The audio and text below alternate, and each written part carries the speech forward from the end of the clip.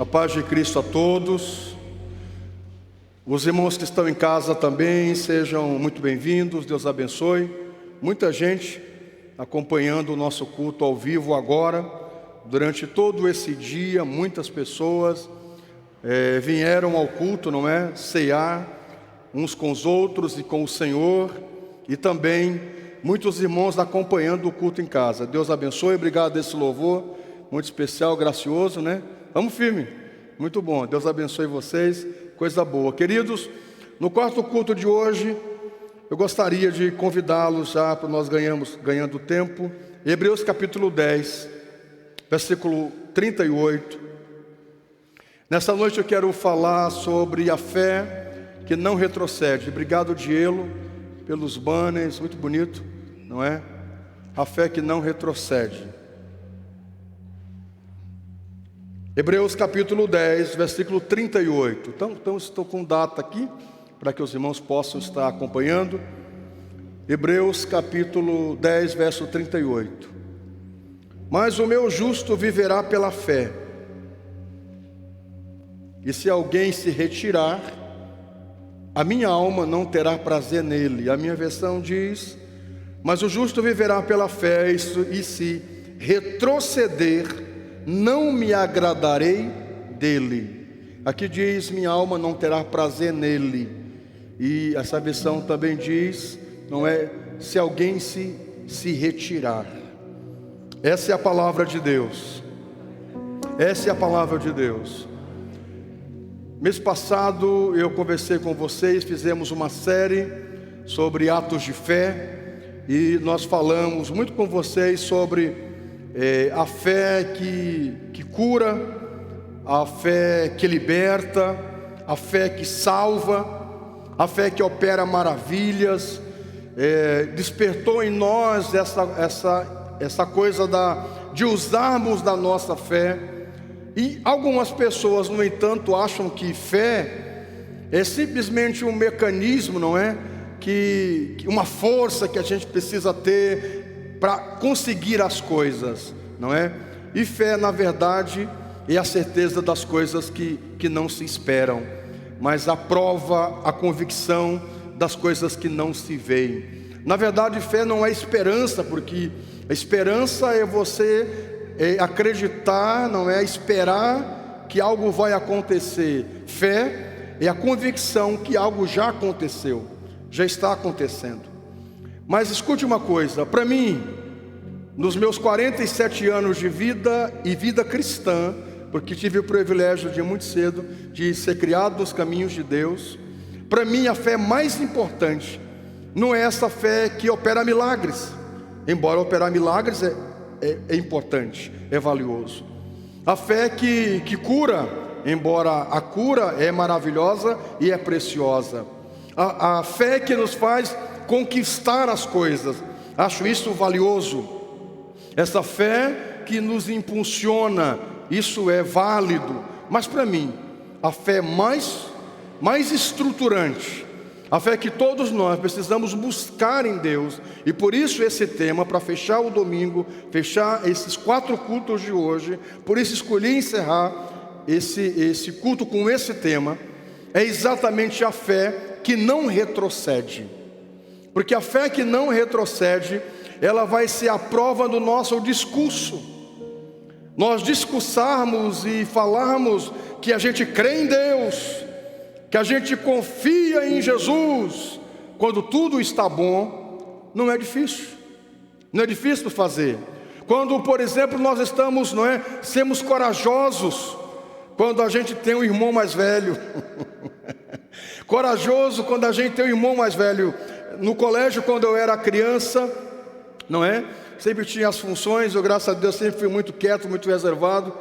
Mas eu lembro uma vez que um menino complicou comigo, quis me chatear, quis brigar comigo. Eu nunca tinha brigado, nunca briguei, não sabia o que era isso, E ele veio lá e começou a me empurrar no recreio, E eu não era daqueles que ficava correndo no recreio. Eu ficava no canto, sempre sentado, quieto, E aí ele implicou comigo, isso é coisa de criança no colégio, e quis me dar uns empurrão. E um colega meu viu, e aí chamou a minha irmã. chamou a minha irmã que estudava comigo. A minha irmã era uma peça rara. E quando ela chegou e disse: o que está vendo, guri? Moleque, não é? O que está mexendo com meu irmão? Ah, não sei o que aqui. E aí ela pegou, deu um soco no meio da cara do piá, que ele voou longe. Mas deu um soco assim, ela chegou, não tinha conversa. Sabe, geralmente menina briga puxando os cabelos. Ela era muito braba, não é? Uma peça rara. E ela chegou, fechou a mão e tá! Que o piá voou lá no meio assim da quadra. Meus irmãos, ele demorou para se levantar. Depois, esse menino, isso não é correto, não é? Não estou incentivando ninguém a fazer isso no colégio, pelo amor de Deus. Eu estou contando uma história minha pessoal. Eu só sei que depois desse menino passava por mim, ele virava esquina. E quando alguém queria me incomodar, eu dizia: eu vou chamar minha irmã.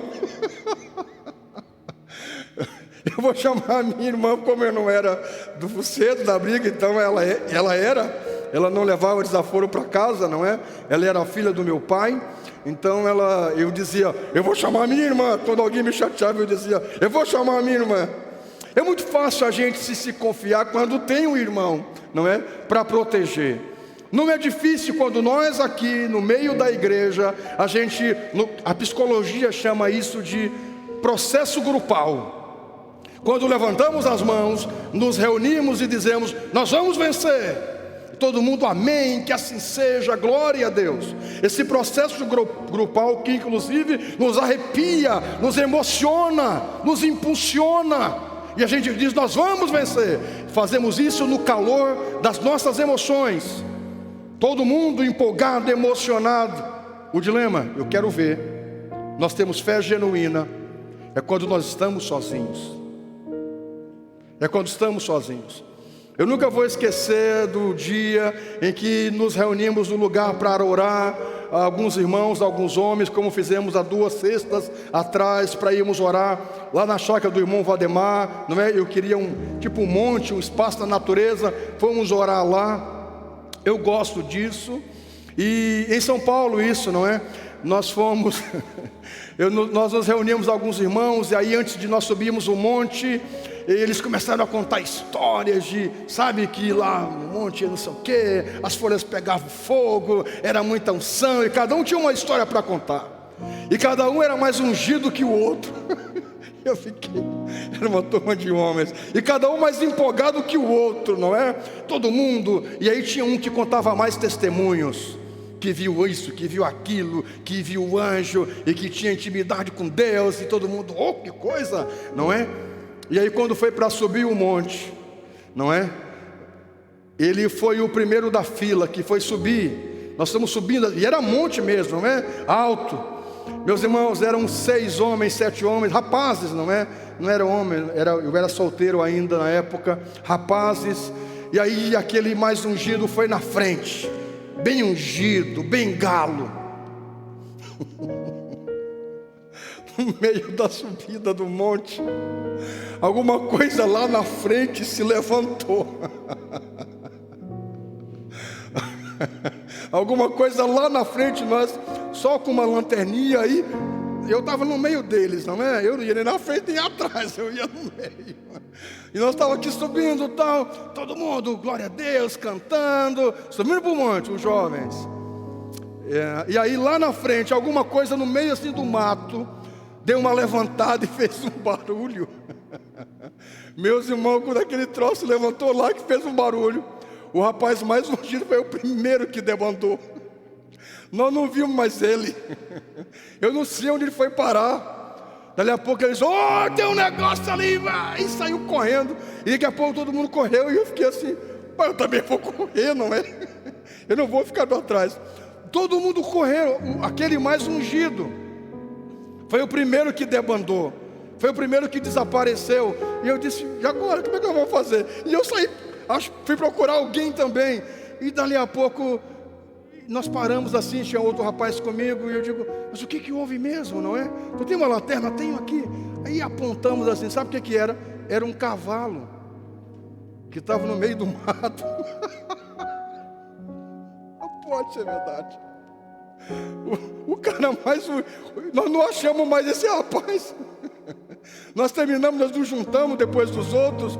E ele, eu não sei onde foi parar. Mas era o mais ungido, você entende? Quando você está na luz, quando você está, contando vantagem com a turma, não é difícil você dizer e ser ousado. Eu quero ver na subida do monte da vida, quando a gente tem subidas terríveis para subir, montes difíceis para escalar, quando não é simplesmente um degrau após o outro, quando de verdade nós temos que fazer como aqueles alpinistas que precisam fazer de todo um esforço para chegar até o cume da montanha, ou quando simplesmente nós estamos rolando uma montanha, descendo escada abaixo. Alguém já disse, quando as coisas estão ruins, elas tendem a piorar. As pessoas no final do ano passado diziam assim, que esse 2019 termine logo. Não aguento, eu só ouvia isso. Não aguento mais esse ano. Lembram disso? Não aguento mais esse ano. Olha o que sobreveio sobre nós.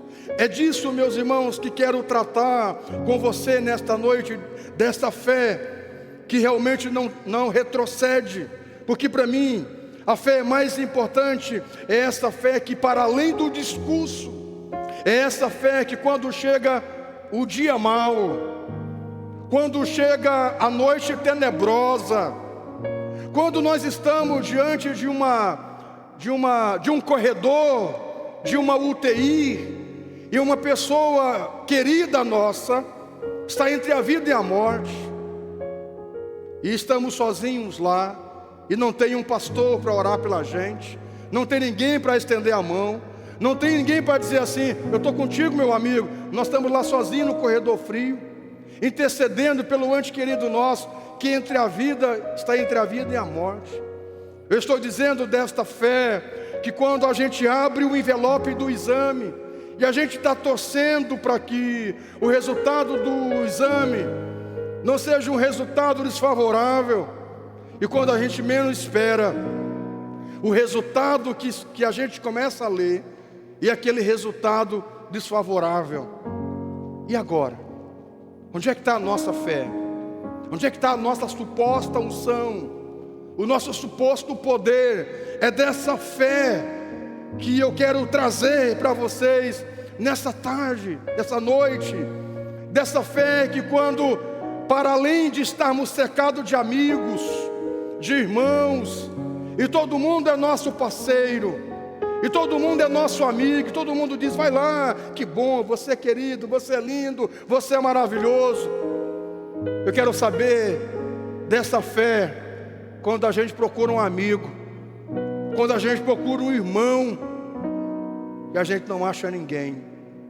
É dessa fé que eu estou dizendo.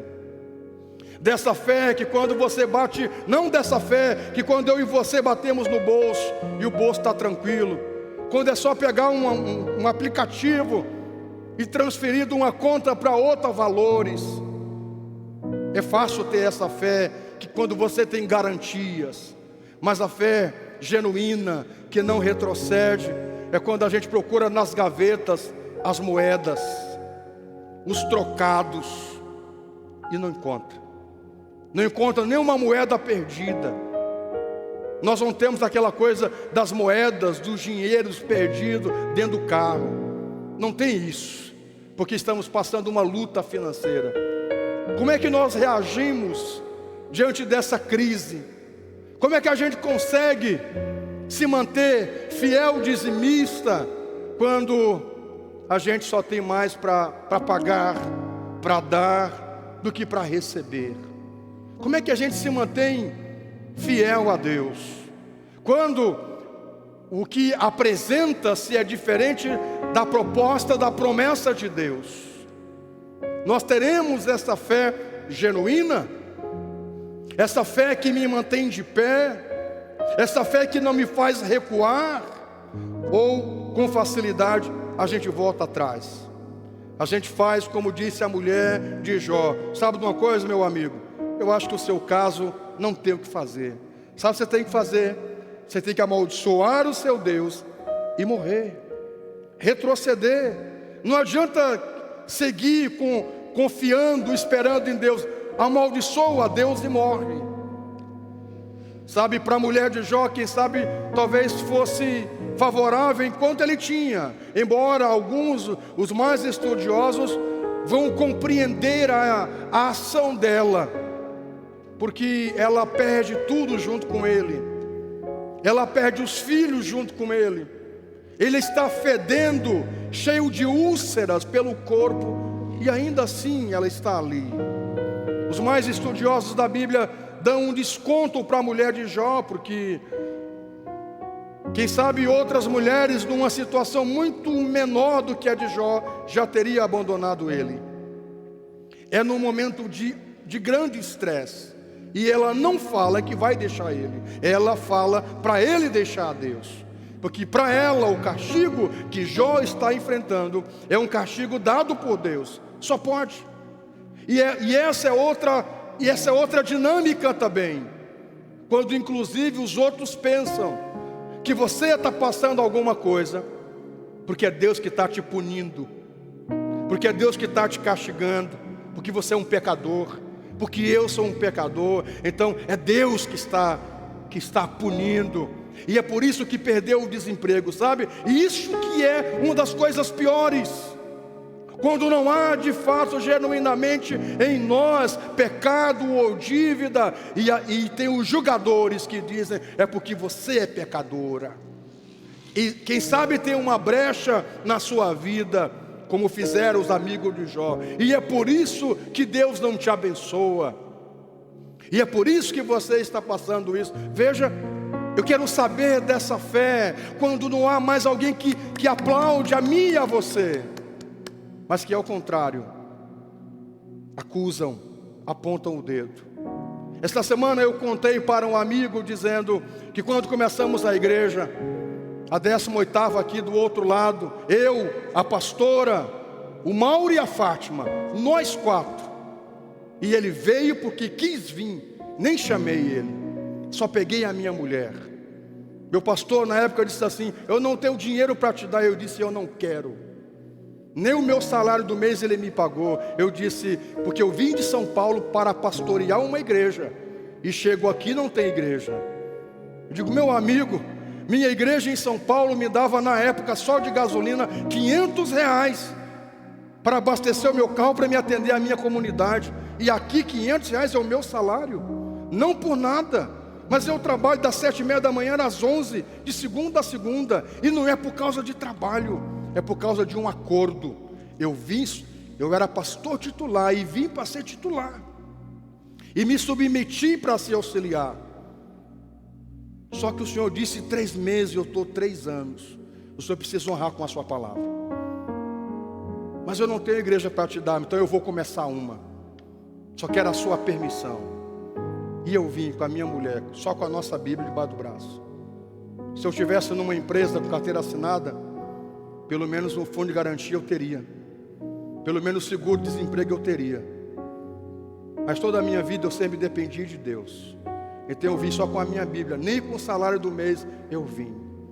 E quando eu cheguei em casa, falei com meu sogro, minha sogra, minha família, e disse, eu vou começar uma igreja, vou começar a 18ª lá. Pastor Mauro estava comigo e disse, eu vou com o senhor, porque quando eu dava as minhas crises epiléticas, quando eu estava aqui, que dava as minhas crises epiléticas, quem orava comigo era o Senhor, quem me segurava era o Senhor. Quando eu casei, que fui para Marabá, com 15 anos, quem foi comigo lá foi a Denise, porque a Fátima não queria ir sozinha, se a Denise não fosse junta, e a Denise foi para lá. Então eu devo isso a vocês. Para mim o Senhor é o meu pastor, pastor Pedro, e eu estou lá junto com o Senhor. Eu digo, então você que sabe. E nós começamos. Minha gente, quando começamos, eu falei para um amigo esta semana, sentado ali no Café das Nações, e quando começamos, não houve um pastor dessa cidade que chegou para mim e disse assim, você quer alguma coisa, Pedro? Você precisa de alguma coisa, pastor Pedro? O conselho de pastores da cidade, que já existia há muito tempo, nunca me enviaram uma carta me convidando para um café dos pastores. E eu fiquei 1 ano ali, e nunca recebi um pastor para dizer assim, você precisa de alguma coisa, você está começando uma igreja.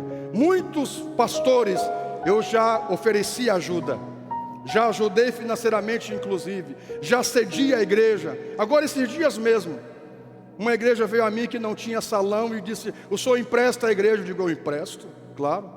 Que não seja o nosso horário de culto, eu empresto, sem problema. Sabe, é para o reino de Deus, né? Teve aquele show, como chama aquela cantora que teve aqui?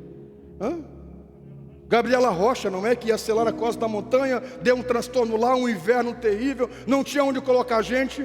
Os organizadores me ligaram: pastor, o senhor cede a igreja? Eu digo: cedo a igreja, não cobrei nada, pode vir, cedi a igreja. Sabe, é para o reino de Deus, é para a glória de Deus.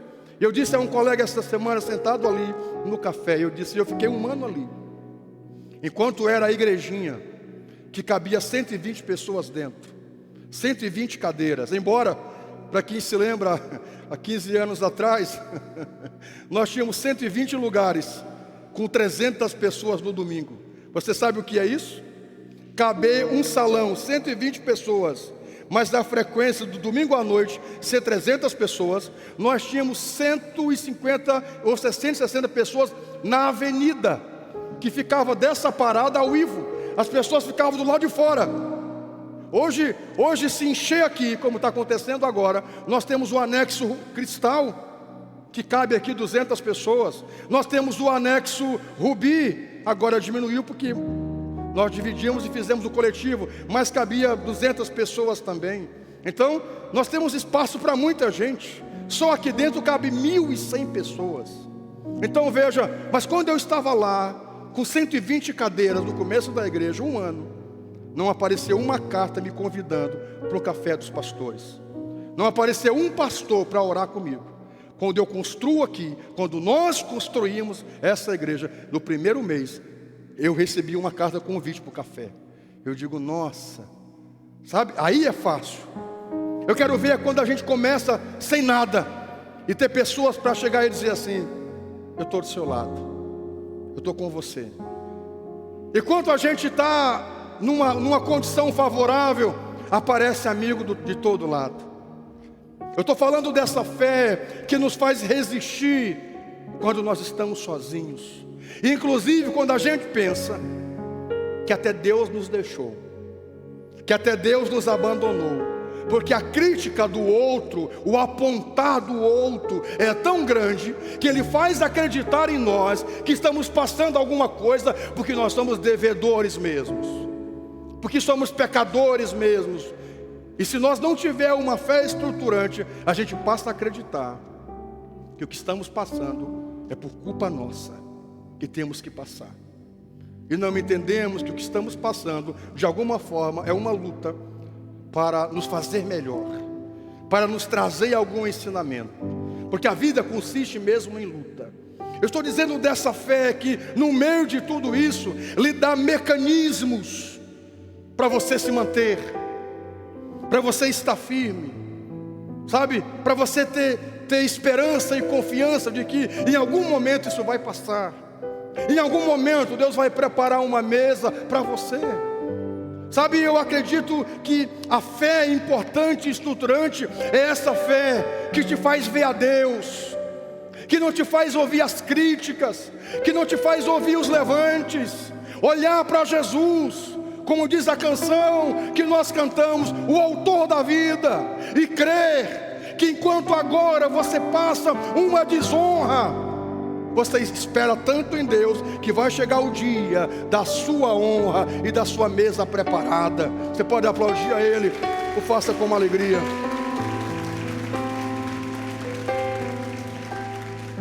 Eu estou falando dessa fé que não me faz retroceder, dessa fé que para além de adquirir, receber, Deus me dá, mas essa fé que inclusive, muito para além da fé de adquirir, é a fé que faz doar, é a fé que faz abençoar o outro, é a fé que muito mais do que receber, é a fé que faz fazer. Então eu não estou aqui apenas para receber, Senhor me dá, Senhor faz, mas é a fé que eu também faço. Mas é a fé que eu não só digo Deus me dá, mas é a fé que eu também dou. É a fé que eu também dou a minha parcela. A pastora pregou muito bem ontem no culto de jovens, e ela trouxe uma analogia muito importante, dizendo que quando Moisés subiu a primeira vez lá no Monte Sinai para receber as tábuas da lei, Deus deu a ele as pedras da lei, as tábuas da lei, e ele desce. Quando Moisés desce com as tábuas da lei nas mãos, o povo está lá embaixo adorando um bezerro, se prostrando diante do bezerro. Para mim, ali é o primeiro carnaval da história da humanidade, numa devassidão terrível. E Moisés, quando vê aquilo, fica tão chateado que ele pega as tábuas da lei e ele joga no chão e quebra as tábuas da lei. Depois ele sobe no monte e Deus diz: agora você vai entalhar, você vai retirar da rocha as pedras e eu vou escrever.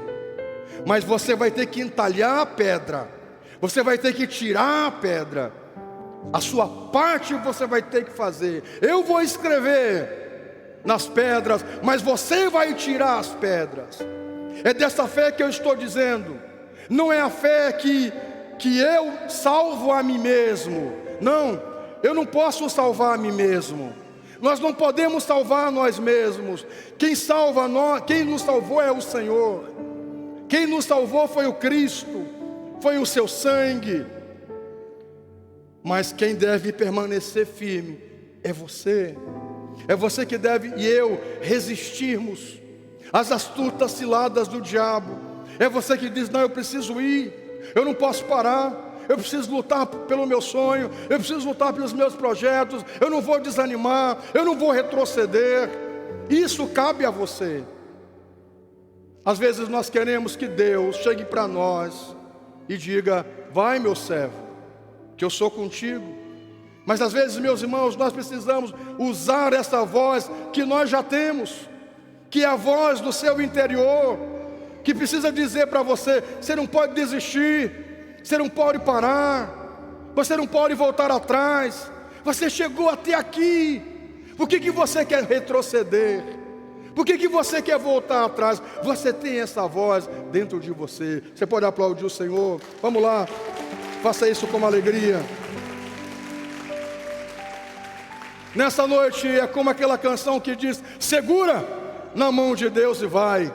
Se as ondas do mar da vida quiserem lhe afligir, segura na mão de Deus e vai. Quando eu lembro dessa canção, eu lembro de eu criança. Que idade tem ele? Que idade tem ele? 8 anos? Eu deveria ter 8 anos. Como é que chama o Mateus? O Mateus, o bonitão Mateus. Eu tenho um tênis parecido com o teu. Comprei esses dias. Eu achei estranho, meio laranja. Digo, será? Mas a Rá disse: tá show, pai. Eu comprei. Então eu vi que você tem bom gosto também. Escute uma coisa, como o Mateus, eu deveria ter 7, 8 anos. Papai gostava de pescar. Meu pai pescou muito no mar. E um dia ele foi para um rio e disse: eu quero levar com você comigo, Pedro. Só que é no meio do mato, lá o rio, tem muito mato. E tem cobra, e tem coisa. E começou a me contar umas histórias assim. E ele disse: mas você quer ir comigo? E eu vou pescar de madrugada. Eu disse: eu quero. Eu não dormi aquela noite esperando ele me chamar para me ir com ele. E aí e papai não era assim muito, sabe, como nós somos hoje com os nossos filhos, de mimoso. Eu contei de manhã que papai, quando ia nos dar carinho, ele fazia assim. Parecia que estava batendo na gente, né? É o carinho dele. Mamãe era assim, mamãe mimosa, beijinho. Mas papai, o carinho era assim dele: menino, bom menino. Eu pego as minhas meninas, sento no colo, beijo, cheiro. Amo o cheiro da Belle, amo o cheiro da Rá, amo o cheiro da minha mulher. Eu gosto muito de cheiro, não é? Então eu gosto de cheirar muito elas. E papai, capaz, não, era quieto. E quando ele dá um carinho na gente, ele sentava e fazia assim: bom menino. Bom menino, uma peça rara, né? E eu sei que ele só: eu vou te chamar lá pelas 2 da manhã, eu vou te chamar, vai dormir cedo. Sim senhor, sim senhor. E eu empolgado, não queria dormir direito. E aí eu sei que fui com ele. E quando chegamos a começar no mato, eu nunca vou esquecer essa cena. ele pegou as redes, as coisas, não é? E aí, quando nós fomos entrando no local lá, ele não era muito de pegar na mão, sabe, assim, de carinho, era muito rústico, era muito rústico, era muito de, sabe, mimosinho, queridinho, meu filhozinho, né? Era bem rústico. E aí eu lembro que eu peguei na mão dele, assim, me aproximei dele, porque ele começou a dizer tinha dito do que tinha cobra, que tinha bicho. Eu digo, meu Deus, vai se um troço me ataca aqui, né? E eu lembro que eu me aproximei dele, nós caminhando no meio do mato assim, não é? Como é que chama? Aqui no sul chama picada, né? É isso? Trilha, picada. Picada, é isso? Sobre picada eu tenho uma história engraçada. Eu fui com meu sogro, eu tenho em casa um fogão a lenha, eu amo mexer no fogão a lenha, e eu mexo na cozinha, não é? E eu gosto de fogão a lenha comigo lá em casa. E eu fui lá nos parentes da pastora, né? Tem uma turma lá de fora. E eu fui lá buscar uma lenha. E nós cortamos uns matos, uma lenha. E aí meu sogro disse assim, Pedro, pega a lenha na picada. Pega a lenha na picada. E eu entendi que era para pegar a lenha picada. Não entendo nada lá de fora, né? Coisa triste. Aí eu peguei uma lenha que tinha lá, sabe? Qualquer lenha, e peguei, coloquei dentro do carro. E quando nós chegamos, ele disse assim, quando eu comecei a descarregar, ele disse, mas que lenha é essa? Eu disse, senhor Dedê, é a lenha que o senhor disse, a lenha picada. Ele disse, não rapaz, é na picada. Eu digo, mas não é a picada? Ele disse, não, picada é a trilha. Picada é o caminho. Eu digo, é. A melhor lenha ficou lá, rapaz. Eu digo, mas o senhor não me disse, mas eu disse, a lenha na picada. E eu entendi a picada. Agora eu já sei, não é?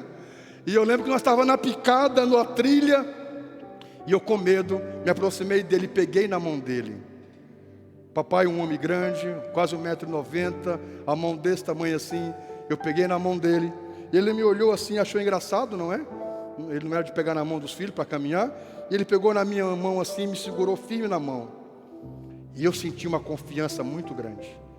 Aquela sensação de estar seguro com um homem grande, com um homem poderoso, um homem que não tinha medo de nada. Aquela sensação foi uma das melhores que tive com o papai. A sensação de estar seguro. Se aparecesse qualquer bicho, papai iria enfrentar todos.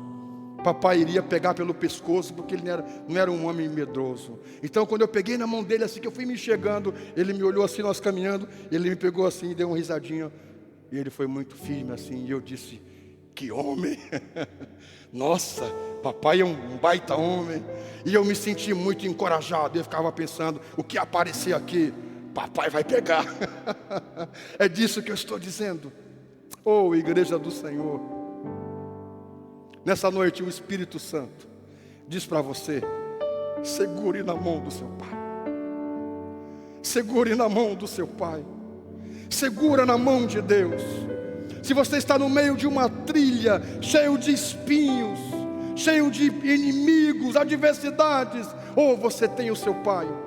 Talvez sua relação com o seu pai seja uma relação, ou foi, não favorável. A imagem que você tem do pai não seja uma imagem favorável. Mas o seu pai, Deus, é esse pai que cuida. Não é esse pai faltante. É esse pai que você pode segurar na mão dele nos dias mais difíceis, na noite mais escura, na noite mais tenebrosa, no dia mais complicado da sua vida. Você pode segurar na mão dele e você estará seguro. Você estará firme. Oh, igreja do Senhor, como pastor dessa igreja, eu não quero que você tenha essa fé que pule nas paredes e que opere milagres e que faça um monte de coisa, e quando vier a luta, você não está seguro na mão do Pai. Você não está protegido pela mão do Pai. Segura na mão do Pai. Segura na mão de Deus. Não desanima, não pare. Ele vai levantar a tua cabeça, vai te sustentar e vai te dar vitória, porque Ele está contigo. Você pode aplaudir a Ele. Vamos lá, faça isso com alegria. Melhore o seu aplauso ao Senhor, melhore. Eu quero convidá-los para Hebreus capítulo 10 ainda. verso 32. Vamos lá. Eu quero uma sequência com você nesse capítulo 10, a partir do 32. Hebreus 10, 32, 33 e 34. Olha esse texto poderoso. Lembre-se dos primeiros dias, depois que vocês foram iluminados, quando suportaram muita luta e muito sofrimento. Verso 33. Algumas vezes vocês foram expostos a insultos e tribulações, e em todas as outras ocasiões fizeram-se solidários com os que assim foram tratados. Vocês se compadeceram dos que estavam na prisão e aceitaram alegremente o confisco dos seus próprios bens, pois sabiam que possuíam bens superiores e permanentes. O apóstolo Paulo está elogiando, e possivelmente foi o apóstolo que escreveu esse texto. Ele está elogiando esse povo, dizendo a eles: vocês foram iluminados pelo Senhor, vocês receberam uma direção de Deus, vocês foram guiados pelo Senhor, então vocês suportaram lutas. Meus irmãos, há histórias aqui de gente. Se nós pararmos para... Eu até disse à pastora, eu quero voltar a fazer alguns cultos, que nós colocávamos aqui um sofá. Vocês se lembram? Colocávamos aqui um sofá e a gente sentava aqui e trazia sempre uma família para contar uma história. Lembram disso? Desses cultos que nós já fizemos. Eu disse a ela, eu quero voltar a fazer isso, porque a história de irmãos, que testemunhos que nos fortalecem, irmãos que já passaram muito sofrimento, que você vê aí sentado, e você vê eles vibrando, e quem sabe ainda estão passando, mas não desistiram da fé, não desistiram da promessa, não desistiram do chamado, não desistiram dos sonhos de Deus, aguentaram as pancadas. Pela manhã eu contei uma história de que esses dias vi um vídeo de boxe, um homem desse tamanho, grande, 2 metros de altura, dessa largura, e um homem pequenininho assim, e os dois lutando. Muito engraçado, você pode procurar na internet. E aquele homem grandão, ele dava tapas, dava soco naquele pequenininho, e aquele pequenininho voava para um lado e caía para o outro. E às vezes aquele homem pegava o pequenininho e ele caía por cima dele assim, ó. Caía por cima dele e ficava o peso todo por cima do pequenininho. E o pequenininho se saindo, e aquele homem com o peso por cima dele, e batendo, e batendo, e batendo, e o pequenininho aguentando.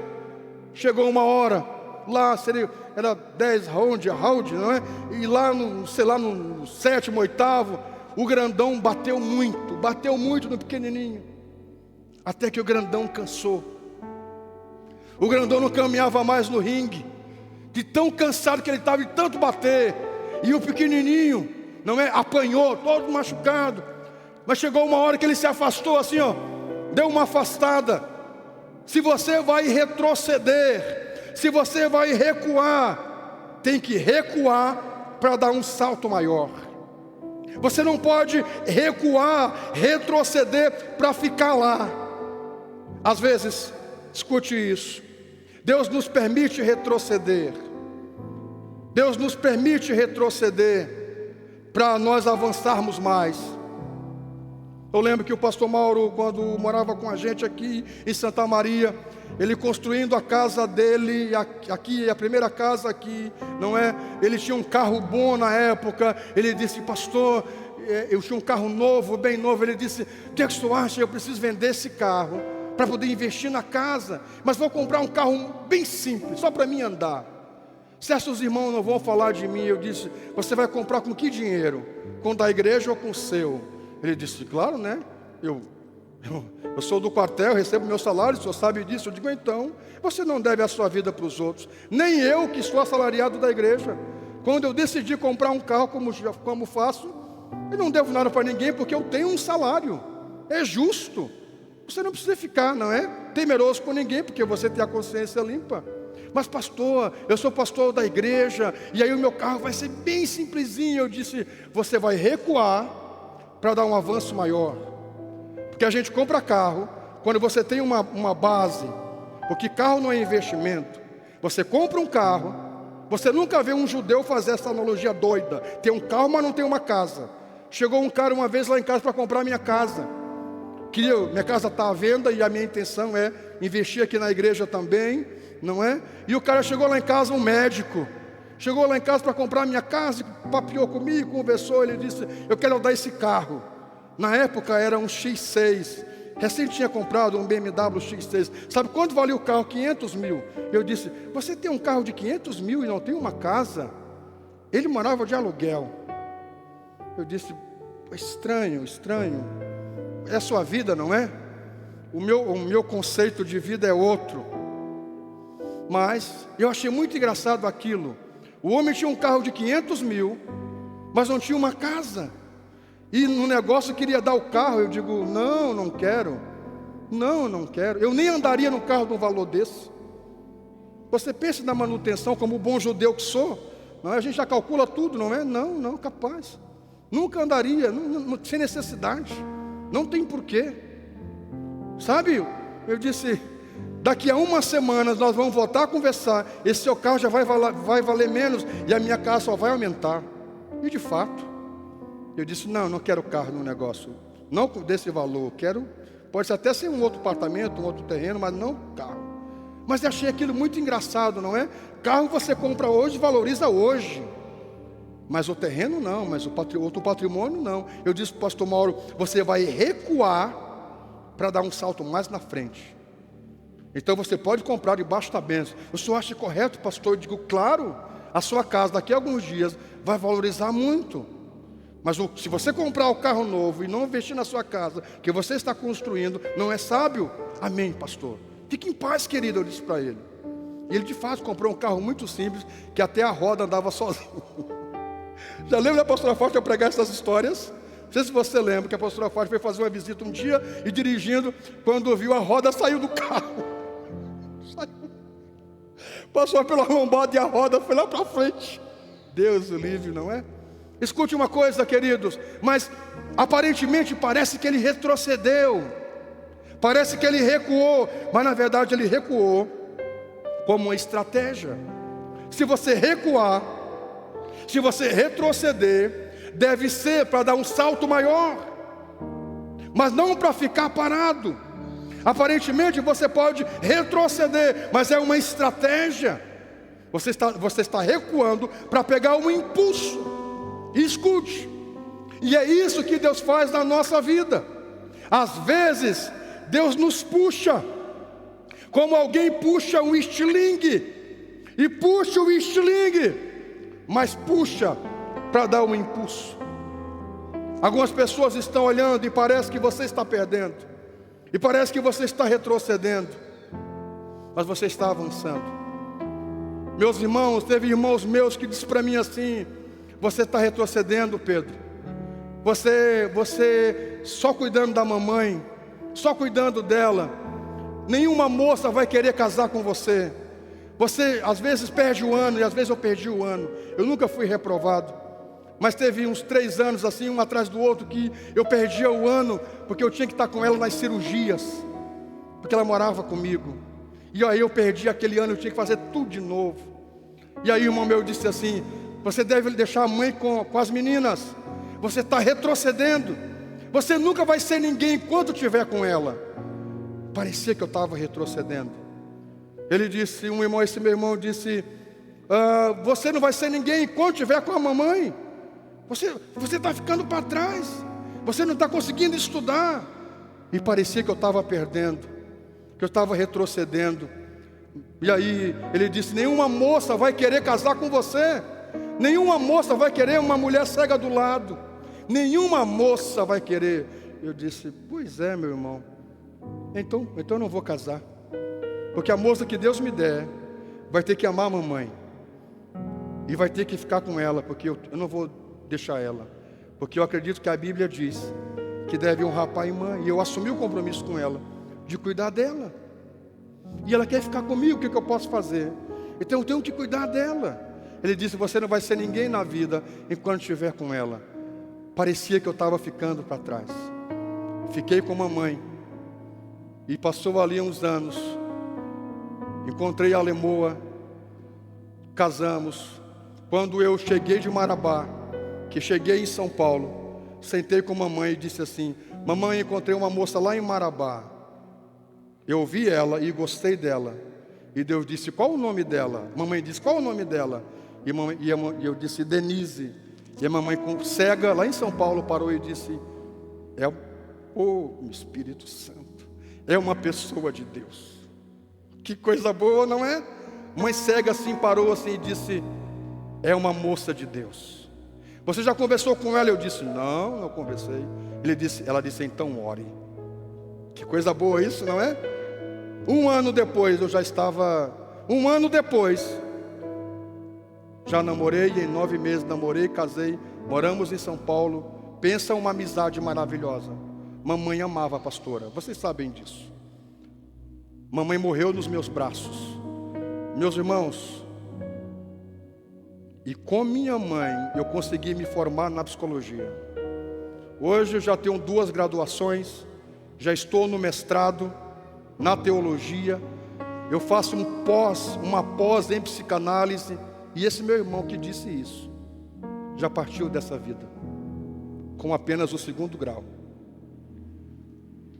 Parece que você está retrocedendo em alguns momentos, mas escute uma coisa: se você está debaixo da bênção de Deus, pode até parecer que você está recuando, mas se você está debaixo da bênção de Deus, você vai recuar para dar um salto maior. E quando você der um salto maior, grande vai ser a sua honra. Você pode aplaudir o Senhor?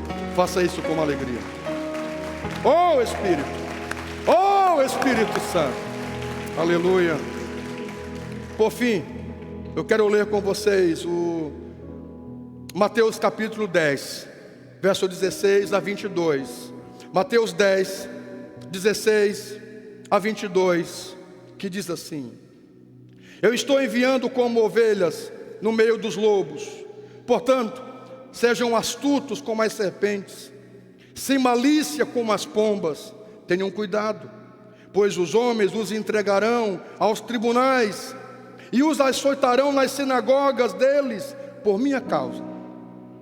Vocês serão levados à presença de governadores e reis como testemunha, e a eles e aos gentios. Mas quando os prenderem, não se preocupem quanto ao que dizer, como dizê-lo naquela hora. Será dado o que dizer, pois não serão vocês que estarão falando, mas o Espírito do Pai de vocês falará por intermédio de vocês. O irmão entregará à morte o seu irmão, e o seu pai o seu filho. Filhos se rebelarão contra os pais e os matarão. Todos odiarão vocês por minha causa, mas aquele que prevalecer, que permanecer até o fim, será salvo. Nesta noite eu quero convidá-los para não retroceder, mas permanecer. Quero convidar os jovens dessa igreja a não retroceder, não serem atraídos pelo mundo. Eu quero convidar os homens e mulheres desta igreja a não voltar atrás. Até aqui o Senhor ajudou você, até aqui Deus ajudou você, Ele vai continuar te cuidando e te abençoando. Se coloque em pé, em nome do Senhor Jesus.